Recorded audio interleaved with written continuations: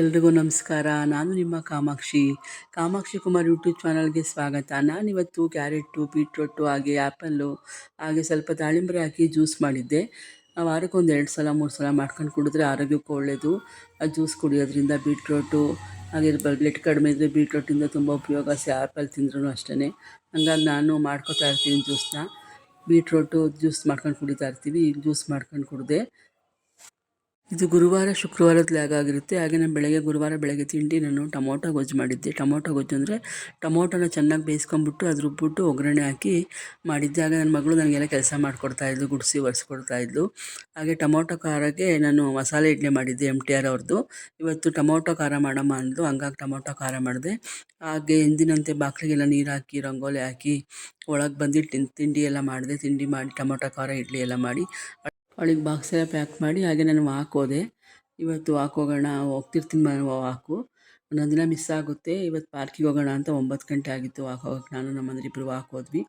ಹೋಗಿ ಒಂದು 3/4 ಗಂಟೆ ವಾಕ್ ಮಾಡಿದ್ವಿ. ಎಕ್ಸಸೈಸ್ ಎಲ್ಲ ಮಾಡಿದ್ವಿ. ಅಲ್ಲಿ ದೊಡ್ಡ ದೊಡ್ಡ ಮರ ಇದೆ. ಅಲ್ಲಿ ಬಿಸಿಲು ಬಂದ್ರೂ ಬಿಸಿಲು ಬೀಳಲ್ಲ, ಅಷ್ಟು ತಣ್ಣಗಿರುತ್ತೆ, ಗಾಳಿ ಬೀಸ್ತಿರುತ್ತೆ, ಒಳ್ಳೆ ಗಾಳಿ ಸಿಗುತ್ತೆ. ಅಲ್ಲಿ ಹತ್ತಿ ಹಣ್ಣಿನ ಮರ ಎಲ್ಲ ಇರುತ್ತೆ, ಹತ್ತಿ ಹಣ್ಣೆಲ್ಲ ಬಿಟ್ಟಿತ್ತು.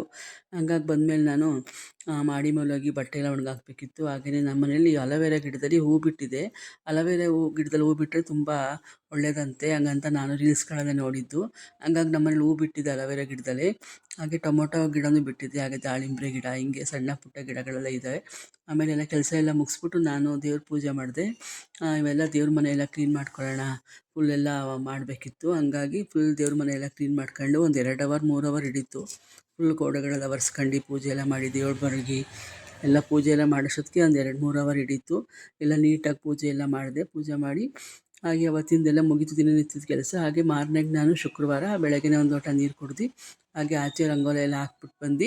ಹಾಗೆ ನಮ್ಮ ಮನೇಲಿ ಈ ಸಲ ಹಬ್ಬ ಇರಲಿಲ್ಲ. ನಮ್ಮ ಊರ್ಗಿತಿ ತೀರೋಗಿದ್ರು, ಹಬ್ಬ ಇರಲಿಲ್ಲ ನಮಗೆ. ಹಂಗಾಗಿ ಈಗ ಮೊನ್ನೆ ನಮ್ಮ ಅತ್ತಿಗೆನೂ ತೀರೋದ್ರು, ನಮ್ಮ ಮನೆ ದೊಡ್ಡ ಅಕ್ಕ ತೀರೋದ್ರು. ಹಂಗಾಗಿ ತುಂಬ ಬೇಜಾರಾಗೋಯಿತು. ನಾವೇನು ಹಬ್ಬ ಮಾಡೋಂಗಿಲ್ಲ, ಹೋಗ್ಲಿ ದೀಪನಾರ ಹಚ್ಚಿ ಪೂಜೆ ಮಾಡೋಣ ಅಂದರೆ ಅದು ಮಾಡೋಂಗಿರಲಿಲ್ಲ. ಅದಕ್ಕೆ ತುಂಬ ಬೇಜಾರಾಗ್ತಿತ್ತು ಮನಸ್ಸಿಗೆ. ಯಾಕೋ ದೀಪನೂ ಹಚ್ಚಂಗಿಲ್ವಲ್ಲಪ್ಪ ಅಂತ. ಆಮೇಲೆ ಏನು ಮಾಡಿದೆ, ಎಲ್ಲ ಪೂಜೆ ಮಾಡಲಿವಲ್ಲ, ಸುಮ್ಮನೆ ಮನೆ ಕೆಲಸ ಎಲ್ಲ ಮಾಡಿಕೊಂಡು ನಮ್ಮ ಪಕ್ಕದ ಮನೇಲಿ ತೆಂಗಿನಕಾಯಿ ವ್ಯಾಪಾರ ಮಾಡ್ತಾರೆ. ತುಂಬ ಚೆನ್ನಾಗಿ ವ್ಯಾಪಾರ ಆಗುತ್ತೆ. ಹಾಗೆ ಇವ್ರು ನಮ್ಮ ಮಗಳು ಫ್ರೆಂಡ್ ಮನೆಗೆ, ಟೀಚರ್ಸ್ ಮನೆಗೆ ಕುಂಕುಮಕ್ಕೆ ಹೋದ್ವಿ, ಒಂದು 2-3 ಜನದ ಮನೆಗೆ. ಅವಾಗೇನೋ ಸ್ವಲ್ಪ ಸಮಾಧಾನ ಆಗುತ್ತೆ. ಅವರು ಕರೆದಿದ್ರು, ಅಮ್ಮನ್ನೆಲ್ಲ ಕರ್ಕೊಂಬನ್ನಿ ಅಂದಿದ್ರು. ಹಂಗಾಗಿ ಅದಕ್ಕೆ ಹೋಗಿದ್ವಿ. ಅವರು ಪದ್ಮಶ್ರೀ ಅಂತ ಅವ್ರ ಮನೆ. ಅವ್ರಿಗೆ ನನಗೆ ಅರ್ಶಿನ ಎಲ್ಲ ಹಚ್ಬಿಟ್ಟು ಕಾಲಿಗೆ ನಮಸ್ಕಾರ ಮಾಡ್ಕೊತಿದ್ದಾರೆ. ನಾನು ಆಶೀರ್ವಾದ ಮಾಡಿದೆ ಅವ್ರಿಗೆ ಒಳ್ಳೆಯದಾಗಲಿ ಅಂತ. ಮನೆಯಲ್ಲಂತೂ ತುಂಬ ಚೆನ್ನಾಗಿ ವರಮಹಾಲಕ್ಷ್ಮಿ ಕೂರಿಸಿದ್ರು ಸಾಂಪ್ರದಾಯಿಕವಾಗಿ.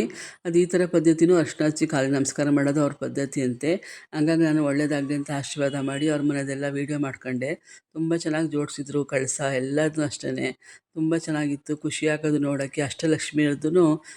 ಅಷ್ಟಲಕ್ಷ್ಮಿ ಮೂರ್ತಿಗಳನ್ನೂ ಜೋಡಿಸಿದ್ರು. ಅದು ಸಿಗುತ್ತೆ, ಅದು ಅಷ್ಟಲಕ್ಷ್ಮಿಯವ್ರದ್ದು ತುಂಬ ಚೆನ್ನಾಗಿತ್ತು. ಒಂದೊಂದು ರಂಗೋಲೆ ಬಿಟ್ಬಿಟ್ಟು ಅದಕ್ಕೆ ಲಕ್ಷ್ಮಿಯವ್ರದ್ದು ಡಿಸೈನ್ ಎಲ್ಲ ಚೆನ್ನಾಗಿ ಮಾಡಿದರು. ಹಾಗೆ ಅವರು ಸಂಪ್ರದಾಯಕವಾಗಿ ಮಾಡಿದರು. ವರಮಹಾಲಕ್ಷ್ಮಿ ಕಥೆ ಎಲ್ಲ ಹೇಳಿ ಚೆನ್ನಾಗಿ ಮಾಡಿದರು. ಖುಷಿಯಾಯಿತು. ನಾವು ನಮ್ಮ ಮನೇಲಿ ಮಾಡಬೇಕಾದ್ರೆ ವರಮಹಾಲಕ್ಷ್ಮಿ ಕಥೆ ಮತ್ತು ಅಷ್ಟೋತ್ತರ ಎಲ್ಲ ಓದಿ ಮಾಡ್ತಿದ್ದೆ. ನನಗೆಲ್ಲ ನೆನಪಾಯ್ತು ಅದೆಲ್ಲ. ಹಾಗೆಯೇ ಹಿಂಗೆ ಏನಾರ ಮನೇಲೊಂದು ಯಾರಾರ ಸ್ವಂತದವ್ರು ತೀರೋದ್ರೆ ಬೇಜಾರಾಗುತ್ತೆ. ಆ ವರ್ಷ ಹಬ್ಬ ಇರೋಲ್ಲ, ಏನು ಮಾಡೋಕ್ಕಾಗಲ್ಲ. ಹಾಗೆ ಇನ್ನೊಬ್ಬರು ಮನೆಗೆ ಹೋದೆ, ನಮ್ಮ ಊರ್ಗಿತಿ ಮನೆಗೆ, ಪ್ರೀತಿ ಅಂತ. ಊರ್ಗಿತಿ ಅಂದರೆ ಅಣ್ಣ ತಮ್ಮದಿರ ಮನೆಯವರು. ಅವ್ರ ಮನೆಗೆ ಹೋಗಿ ಅಲ್ಲೂ ತುಂಬ ಚೆನ್ನಾಗಿ ಮಾಡಿದ್ಲು. ತುಂಬ ಚೆನ್ನಾಗಿ ಜೋಡಿಸಿ ಅಲಂಕಾರ ಮಾಡಿ ಅವಳು ತುಂಬ ಚೆನ್ನಾಗಿ ಮಾಡಿದ್ಲು. ಅಲ್ಲೂ ಹೋಗಿ ಅಲ್ಲೆಲ್ಲ ನೋಡ್ಕೊಂಡು ವೀಡಿಯೋ ಮಾಡ್ಕೊಂಡು. ಅವಳು ಗೋಧಿ ಹುಲ್ಲಿಂದ ಜಾಗರ ಬೆಳೆಸಿದ್ಲು, ಚೆನ್ನಾಗಿ ಬಂದಿದ್ವು ಗೋಧಿ ಹುಲ್ಲಿಂದ. ಅದು ಇಟ್ಟರೆ ಒಳ್ಳೆಯದು. ಆಮೇಲೆ ನವಧಾನ್ಯಗಳು ಎಲ್ಲ ನವಧಾನ್ಯ ಹಾಕೂ ಬೆಳೆಸ್ಬೋದು, ಮದುವೆಗಳಲ್ಲಿ ಬೆಳೆಸ್ತಾರಲ್ಲ ಆ ಥರ. ಇದು ಗೋಧಿ ಹುಲ್ಲಲ್ಲಿ ಬೆಳೆಸಿದ್ಲು ಪ್ರೀತಿ, ಚೆನ್ನಾಗಿತ್ತು. ಅಲ್ಲೂ ಹೋಗ್ಬಿಟ್ಟು ನಾವು ಕುಂಕುಮ ತೊಗೊಂಡು ಅಲ್ಲಿಗೂ ತುಂಬ ಜನ ಬರ್ತಿದ್ರು ಅವ್ರ ಮನೆಗೆ, ರಿಲೇಷನ್ ಎಲ್ಲ. ಅವ್ರಿಗೆಲ್ಲ ಮಾತಾಡ್ಸ್ಕೊಂಡು ಸ್ವಲ್ಪ ಹೊತ್ತು ಕೂತಿದ್ದು. ಅವ್ರ ಮನೆಗೆ ಹೋದರೆ ಸ್ವಲ್ಪ ಹೊತ್ತು ಕೂತ್ಕೊಂಡೇ ಬರೋದು ನಾವು. ಮಾತಾಡ್ಕೊಂಡು ಅವಳು ನಾನು ಕ್ಲೋಸಾಗಿ ಮಾತಾಡ್ತಿದ್ವಿ ಸ್ವಲ್ಪ ಹೊತ್ತು. ಹಾಗೆ ಫೋಟೋಗಳೆಲ್ಲ ತೆಗೆಸ್ಕೊಂಡ್ವಿ. ನಮ್ಮ ಮನೇಲಿ ನಮ್ಮ ಮಗಳಿಗೆ ಹಬ್ಬ ಮಾಡಿಲ್ಲ ಅನ್ನೋದು ಬೇಜಾರು. ಅವಳಿಗೆ ಹಬ್ಬ ಮಾಡೋದು, ನಮ್ಮಮ್ಮ ಲಕ್ಷ್ಮಿ ಕೂರಿಸೋದು ಅಂದರೆ ತುಂಬ ಇಷ್ಟ ಅವಳಿಗೆ. ಅವಳು ನನಗೆ ಹೆಲ್ಪೆಲ್ಲ ಮಾಡಿಕೊಡ್ತಾಳೆ ತುಂಬ. ಹಂಗಾಗಿ ಅವತ್ತು ಬೇಜಾರಾಗ್ತಿತ್ತು ಇಬ್ರಿಗೂ, ತುಂಬ ಬೇಜಾರಾಯಿತು. ಏನು ಮಾಡೋಕ್ಕಾಗಲ್ಲ, ಆವಾಗಿನ ಪರಿಸ್ಥಿತಿ ಹಂಗಿರುತ್ತೆ. ಅವ್ರವ್ರ ಮನೆ ಸಂಪ್ರದಾಯ ಪ್ರಕಾರ ಆ ವರ್ಷ ಹಬ್ಬ ಮಾಡೋಂಗಿರಲ್ಲ ಅಂತ ಇರುತ್ತೆ. ತುಂಬ ಮನೆಗಳಲ್ಲಿ ಗೊತ್ತಿರ್ತದೆ, ಯಾವತ್ತು ಆ ವರ್ಷ ಹತ್ರದ ರಿಲೇಷನ್ ತೀರೋದ್ರೆ ಸ್ವಂತದವರು. ಆವಾಗ ಹಬ್ಬ ಮಾಡೋಂಗಿರಲ್ಲ ಅಂತ ಗೊತ್ತು ಎಲ್ರಿಗೂ. ಅದರಿಂದೇನು ಬೇಜಾರು ಮಾಡ್ಕೊಳಕ್ಕಾಗಲ್ಲ. ಹಾಗೆ ಇನ್ನೊಬ್ಬರು ನಮ್ಮ ಫ್ರೆಂಡ್ ಮನೆಗೆ ಬಂದು, ಮಮತಾ ಅಂತ, ಅವ್ರಿಗೂ ಮೇಲೆ ಕುಂಕುಮ ಎಲ್ಲ ತಗೊಂಡು ಅವ್ರು ಊಟ ಮಾಡೋವರೆಗೂ ಬಿಡಲೇ ಇಲ್ಲ. ಅಲ್ಲೇ ಊಟ ಮಾಡ್ಕೊಂಡು ಮನೆಗೆ ಬಂದ್ವಿ. ಎಲ್ರಿಗೂ ಒಳ್ಳೆಯದಾಗಲಿ. ಧನ್ಯವಾದಗಳು.